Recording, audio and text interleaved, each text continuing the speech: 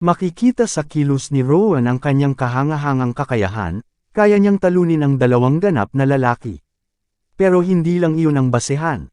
Sa kasamaang palad, inamin ni Oscar na ang Union ay tumitingin sa karanasan base sa edad at hindi sa talento.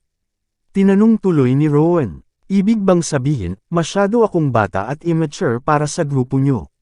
Sa puntong ito, nagpasya si Oscar na bigyan ng pagkakataon ng bata. Ang usapan nila ay naging isang mock interview sa halip na karaniwang pag-uusap. Ang unang tanong ni Oscar, bakit mo pinatay si Edgar? Hindi ka naman niya agad sinaktan.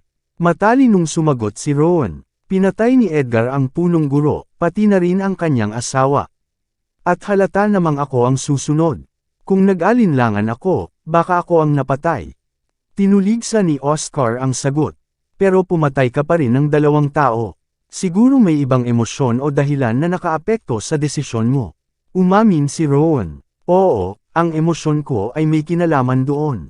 Hindi ko itinatanggi. Pero sa paniniwala niya, minsan, hindi nakakasira ang emosyon sa pagpapasya. Sa halip, ito pa nga ang nagpapalinaw sa katotohanan. Marami ng inosenteng buhay ang kinitil ng mga demonyong yun. Dagdag niya, wala silang anumang natitirang halaga para pagbigyan pa. At kahit ako ay wala ring karapatang hayaang mabuhay sila. Sa pahayag na iyon, tinanong siya ni Oscar. At sa palagay mo ba, may karapatan kang pumatay? Sumagot si Rowan, sa mga panahong iyon, ako ang nagtaglay ng kapangyarihang ipatupad ang hustisya.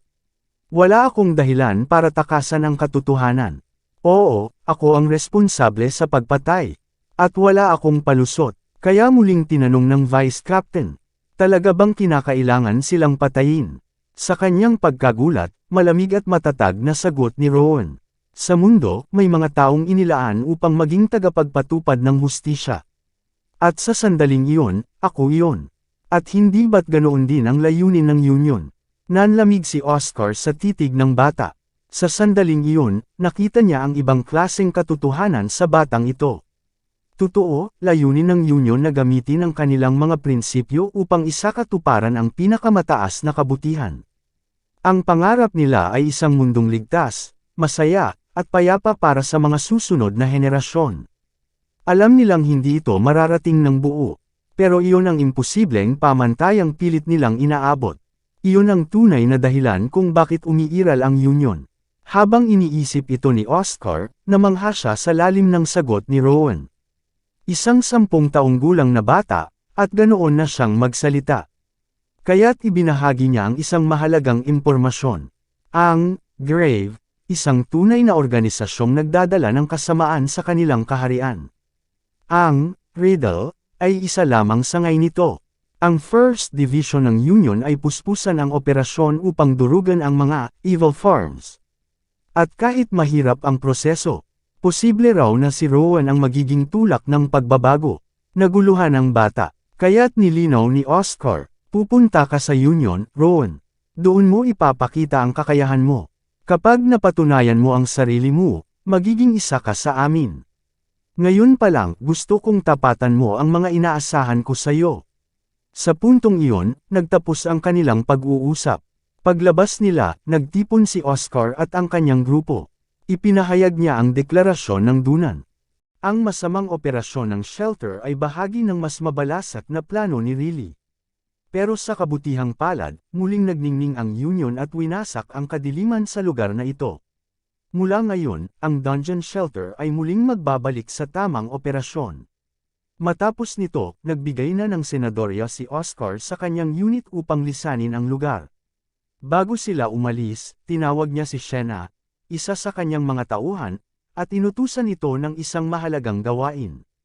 Agad napansin ng batang si Rowan ang asul na mana na umaalon mula sa katawan ng dalaga. Siya ang inatas ang maghatid sa kanya ng ligtas papunta sa Union. Nagpakilala si Shena bilang ang runner ng Pillar of Faith. Ayon sa kanya, aabutin ng 2 linggo ang kanilang paglalakbay papunta sa Union. Dahil mahaba ang biyahe, pinapayo niyang agad nang kunin ni Rowan ang anumang mahalagang gamit. Pero sa totoo lang, wala naman talagang anumang gamit si Rowan na kailangang bitbitin. Pinaalalahanan siya ni Shena na hindi na siya mabibigyan ng pangalawang pagkakataon, At bukas siyang sagutin ang mga tanong ng bata. Diretsahang tinanong ni Rowan kung anong lahi siya. Doon niya nalaman na isang dark elf pala si Shenna. Namangha si Rowan sa liwanag ng aura nito. Akala raw niya, ang mga dark elf ay may madilim at mabigat na enerhiya. Medyo naguluhan si Shenna sa obserbasyon ng bata, pero humingi naman ng paumanhin si Rowan kung siya'y nakasobra. Na-curious lang daw talaga siya sa misteryosong personalidad nito. Sagot ni Shenna, baka epekto lang yan ng dugo mo kaya ganyan ka kumilos. Pero hindi na niya ipinaliwanag pa ang kanyang sinabi. Sumakay na siya sa kabayo at inaya na si Rowan sa pag-alis. Nagpaalam si Oscar kay Rowan, pansamantala. At ang mahinahong bata ay nagpaalam din ng may paggalang sa buong grupo, dahilan upang mapalapit siya agad sa kanilang mga puso. At dito nagsimula ang kanilang paglalakbay patungong Union. Sa susunod na tagpo, nagkakampo na sina Rowan at Shenna sa gabi. Inabot ni Shenna sa kanya ang isang maliit na kaluban para sa kanyang sirang espada. Kanina pa raw nagtataka si Rowan kung ano ang ginagawa ni Shenna. Yun pala, regalo ito para sa kanya. Tuwang-tuwa si Rowan, at tinawag niya itong ginang, pero hindi ito nagustuhan ni Shenna. Hindi rin daw komportable kung tatawagan siyang ate. Kaya't naisip ng bata na tawagin na lang siya ng palayaw. Sunbi, dahil magsasama naman daw sila bilang magkakampi. Medyo nahiya si Shenna sa pagbibiro ng bata. Samantala, naglaro si Rowan gamit ang kanyang telekinetic ability, pinapaikot-ikot ang sirang espada sa ere. Napansin ito ni Shenna, at naalala ni Rowan na tinawag ng Vice Captain na, telekinetic magic, ang kanyang kapangyarihan. Sumang-ayon si Shenna, pero ipinaliwanag niyang ito na lang ang pinakamalapit na termino para sa kapangyarihan ni Rowan. Nagtanong si Rowan, kung ganun, ano ba talaga ang tamang tawag sa kapangyarihan ko? Sagot ni Shenna, mahirap tukuyin. Ang kapangyarihan mo ay tila may kakayahang direktang kontrolin ang mana, nang walang gamit na dasal o incantation. Ito ay isang uri ng banal na kapangyarihan na taglay lamang ng sinaunang lahi ng mga elf, bago pa sila nagkahati-hati at lumitaw ang mga dark elf. Base pa lang sa kulay ng mga mata ni Rowan, alam na ni Shenna na ang mga magulang niya ay hindi ordinaryo. Nabanggit ang salitang, magulang. At napatigil si Rowan, sabay balik tanaw sa kanyang nakaraan. Kinabukasan, dumating na sila sa Union, isang lugar na parang bayan ang itsura. Habang naglalakad sila, ipinaliwanag ni Shenna ang istruktura ng lugar. May dalawang pangunahing zone ito, residential at commercial. Pero ang tiyak, lahat ng lahi ay dito pumupunta upang mag-ipon ng mga kagamitan at resources. Ito ang pinakamakapangyarihang lugar sa buong kontinente. Hindi lamang dahil sa lakas nito kundi pati sa reputasyong dala nito. Hindi lamang ang estruktura ang dahilan kung bakit makapangyarihan ang Union, kundi dahil sa mga pinakamatitinding nilalang sa buong mundo na narito. Ito ang dahilan kung bakit tinuturing ang Union bilang espada at aklat ng kontinente. Mga mandirigma at mga salamangkero ang sama-samang nagtatanggol sa mga mamamayan laban sa mga organisasyong tulad ng Grave. Habang patuloy sa pagkatuto si Rowan, pinapakita ni Shenna ang magiging bagong tahanan niya. Sa kanilang paglalakad, sinalubong sila ni Lazarus, ang direktor ng Management Bureau ng Union. Naintriga siya sa bata at hiniling na makausap ito ng sarilinan. Dinala siya sa isang silid na napakaliwanag, bagay na agad napansin ni Rowan. Ayon sa mga kwento ni Shenna, ang lugar na ito ay sentro ng puwersang militar. Pero ang mas kahanga-hanga, ang lalaking kaharap niya ngayon, si Lazarus, ay may pinakamatingkad at pinakakontroladong aura na kanyang nakita. Naisip tuloy ni Rowan kung gaano kalakas ang kapangyarihan ng taong ito. Magalang na humiling si Lazarus na hawakan ang kamay ng bata, at sa pagdampi ng kanilang mga palad. Biglang naramdaman ni Rowan ang napakatinding presensya, isang mas pino at mas pulidong kontrol sa mana. Ito ang perpektong bersyon ng ginagawa rin niya, pero mas mahusay. Napangiti si Rowan, masaya siyang malaman na may mga taong ganito kagaling sa pakikitungo sa mana. Napatingin si Lazarus sa maliit na barya na nakuha ni Rowan mula sa deputy director. Nilinaw ni Rowan na hindi niya ito ninakaw, kundi ibinalik lamang sa sarili niyang pag-aari, dahil kay lola niya talaga iyon. Hiningi ni Lazarus na mahiram ang emblem upang masilip ito. Pero kahit anong pilit ni Rowan, hindi niya maigalaw ang kamay o katawan niya. Parang may koneksyon silang dalawa na nakagapos sa isa't isa. Ganoon kataas ang kontrol ni Lazarus sa mana. Naisip ni Rowan, kung kaya niyang tiisin ang pressure ng grabidad at mana ng sabay, baka makawala siya. At nagawa nga niya. Nakapagpakawala siya gamit ang sariling paraan, isang bagay na lubos na ikinamangha ng direktor. Matagal na raw gustong makita ni Lazarus kung may ganoong klaseng kakayahan. At sa ginawa ni Rowan, lalong humanga ang direktor. Ngunit para kay Rowan, kulang pa rin. Sa kanyang pananaw, ginaya lang niya ang kontrol ni Lazarus sa mana. At tiyak, napansin iyon ng direktor. Nang hawakan ni Lazarus ang emblem, nag-alinlangan sandali ang kanyang mana. Isang munting sandali ng pagdadalawang isip na agad napansin ni Rowan. Nagpasalamat ang direktor sa bata dahil pinakita raw nito ang isang bagay na lubhang mahalaga sa kanya. May nais namang itanong si Rowan. Ikaw ba ang pinakamalakas na tao sa union? Natawa si Lazarus at agad itong itinanggi. Isa lamang daw siyang matandang boomer, na tumutulong sa mga kabataan. Tinawag pa niya ang sarili na raccoon, pero hindi naintindihan ni Rowan ang talinhaga. Upang mas malinaw ang sagot, ipinaliwanag ni Lazarus. Mayroong 7 team captains na napakalalakas. May commander pa na bihasa sa kanyang larangan. At andyan pa ang gobernador at ang mismong autoridad ng union. Kung ihahambing siya sa mga iyon, isang raccoon lang daw siya, ayon sa kanyang sariling paliwanag. Masaya si Rowan sa kanyang mga natutunan, at humiling na makabisita muli upang magtanong patungkol sa union. Malugod naman itong pinaunlakan ni Lazarus. Bilang gantimpala, ipinangako ng direktor na palagi siyang may oras para kay Rowan, basta't magpa-appointment lang siya. Sa unang tingin pa lang, nagustuhan na agad ng bata si Lazarus. Inilarawan niya ito bilang mabuti at malakas. Nagpasalamat siya sa direktor at mas lalo niyang naramdaman na tama ang naging desisyon niyang pumunta sa union. Pagkatapos nito, ipinakita na kay Rowan ang bago niyang tirahan, ang Union School o Union Academy. Karaniwan, kapag may mga miyembro ng union na umaalis sa mga misyon, dito pinapadala ang kanilang mga anak. Ito ang perpektong lugar para maasa ang kakayahan ng bata, at sa loob ng 5 taon, posible siyang maging isang makapangyarihang kasapi. Gayunpaman, ipinaalala ni Shena na walang espesyalisasyon sa akademyang ito.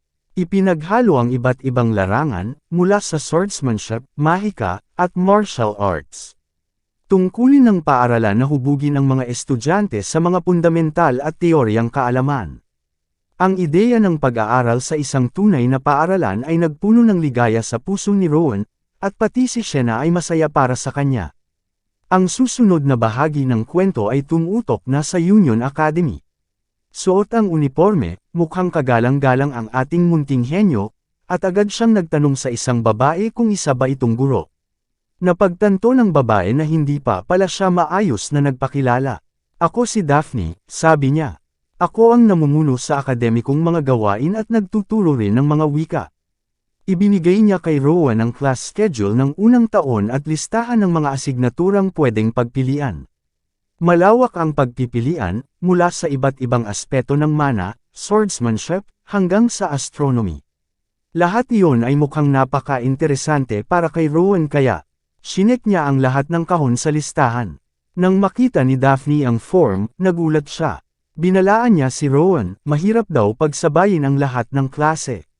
Kapag hindi niya nakayanan, baka bumagsak siya. Pero hindi maawat ang pagkamausisa ng bata. Gusto niyang matutunan ang lahat. Sinabi ni Daphne na sobrang daming takdang aralin ang kakaharapin niya, at sa totoo lang. Marami sa mga estudyante ang nahihirapan sa pag-aaral. Pero para kay Rowan, hindi niya maintindihan kung bakit mahirap ang pag-aaral. Nang marinig iyon, napagtanto ni Daphne na kakaiba talaga ang batang kaharap niya. Karamihan sa mga bata ay umiiwas sa aral, pero si Rowan ay sabik matuto. Sa huli, itinabi ni Daphne ang listahan at inanyayahan siyang pumunta na sa unang klase. Sa susunod na eksena, sinundan ni Rowan si Daphne papasok ng silid-aralan. Laminggalinga siya at inobserbahan ang paligid. Tulad ng inaasahan niya, mas matindi ang mana ng mga batang naroon kumpara sa kanya. Ipinapatunay lamang nito na ang mismong katawan niya ang pangunahing problema, gaya ng kanyang naunang hinala. Pagdating sa loob, ipinakilala siya ni Daphne bilang late admission. Binigyang pansin si Rowan upang ipakilala ang sarili. Naalala niya ang kanyang karanasan sa mga sesyon ng pagbabasa sa ampunan, at ang pakiramdam ay pamilyar. Maayos at magalang siyang nagpakilala, umaasang magiging kaibigan sila ng lahat. Ang kanyang boses ay tumagos pa sa puso ng guro. Ang batang ito ay walang tigil sa pagningning. Hindi na niya kailangan ng kahit anong bagay, boses lang niya, sapat na. Umupo agad siya, at sinimulan ni Daphne ang klase. Magbabasa sila mula sa pahina 24. Pinatayo si Rowan para magsimula ng pagbasa, dahil natutunan na niya ito sa ampunan. Tuwa ang naramdaman ng guro nang makita siya. Ngunit sa pagbukas ng libro, naalala ni Rowan, ito ang parehong aklat na ginamit ni Amy sa pagsusulit sa shelter. Makinis at maganda ang kanyang pagbasa, gamit ang eleganting tono na humanga ang kanyang mga kaklase. May natatangi siyang boses. Ngunit sa isang iglap, nakaramdam siya ng inis nang maisip ang aklat na konektado kay Amy. Ang babaeng minsang nagkanulo sa kanya. Totoo nga pala, isa si Amy sa grupong Riddle. Gayunpaman, nais pa rin niyang bigyan ito ng isa pang pagkakataon. Gusto niyang marinig mismo kay Amy ang paliwanag. Dahil hanggang ngayon, hindi pa rin niya alam kung ano talaga ang nararamdaman nito para sa kanya. Kahit bata pa siya, napagtanto niya. Mas komplikado ang mga tao kaysa sa mga libro. Sa pagtatapos ng kanyang pagbasa, napuno ng papuri ang buong silid. Pati ang guro ay labis na humanga sa kanya, parang nahulog na sa kanya ang loob nito. Masaya itong tinanggap ang isang napakatalentadong estudyante. Pagkatapos ng klase, may mga bagong tagahanga na agad si Rowan. Ibinahagi nila na hindi madaling mapasaya si Daphne, pero napuno ng damdamin at buhay ang bawat salitang sinabi ng bata. Sa kabilang banda, may isang batang babae na may maikling buhok at berdeng mga mata. Agad na nakilala ni Rowan, ito ang batang nakita niya noon sa kanyang bisyon. Nagpakilala siya bilang si Sophie Pobble, ang presidente ng klase at kinatawan ng mga estudyante. Nagkamay sila, at tinanong ni Sophie kung anong elective ang pinili niya. Sinabi niya na interesado siya sa swordsmanship pero, napansin ni Sophie na pandekutsilyo lang ang dala niya. Kaya baka gusto rin niyang maging miyembro ng union. Bagamat maaaring totoo, naalala ni Rowan na noong pinili niya ang mga subject, hindi niya talaga iniisip iyon. Gusto lang talaga niyang pag-aralan ang lahat. Ngayon, curious na rin siya, kailangan ba talaga ang swordsmanship para makapasok sa union? Nagbigay si Sophie ng medyo kakaibang tingin, at nagtaka si Rowan kung may nasabi ba siyang mali. Sa susunod na eksena, dumating na ang mga estudyante sa training grounds. Naghihintay na roon ang kanilang instructor. Bigla silang nagsitakbuhan papunta rito, ikinagulat ni Rowan. Sinabi ng mga kaklase niya na uunahan nila siya, pero ang tunay na nakakagulat ay ang paggamit nila ng mana. Dahil dito, nasabik si Rowan, kaya ginamit din niya ang kanya. Kahit nahuli ng simula, mabilis niyang nalampasan ang lahat. Maging si Sophie ay nabigla sa kanyang bilis. Hindi natural ang galaw niya, tila kidlat. Nang maunahan niya silang lahat, masaya niyang hinamon ang mga ito na habulin siya. Napansin ng instructor na may kakaiba sa bagong estudyante. Hindi siya makapaniwalang kay bilis tumakbo ng isang maliit na katawan. Pagkatapos ng karera, pagod na pagod ang mga estudyante. Si Rowan naman ay masaya pa rin, nalulugod na ang kanyang mga kaibigan ay marunong ding gumamit ng mana. Si Sophie naman, tahimik na nagtataka kung tao ba talaga si Rowan. Ang bilis niyang tumakbo, parang may demonyo sa katawan, umabot pa sa punto na nalapitan at nalampasan pa niya ang iba ng paulit-ulit. At kahit sa sobrang daming tinakbo, hindi man lang siya hingal. Napansin ni Rowan na tinatitigan siya ni Sophie, kaya tinanong niya. Nag-enjoy ka ba sa karera? Nagulat si Sophie, at sa isipan niya, tiyak niyang demonyo ang batang ito. Matapos bigyan ng sapat na pahinga ang mga estudyante, nagpakilala na ang instructor. Ako si Diego Sanchez, master ng swordsmanship at magiging guro ninyo. Labis ang tuwa ng bata, masaya siyang mapunta sa kanyang pangangalaga. Unang aralin, pumili ang bawat estudyante ng kanilang kahoy na espada.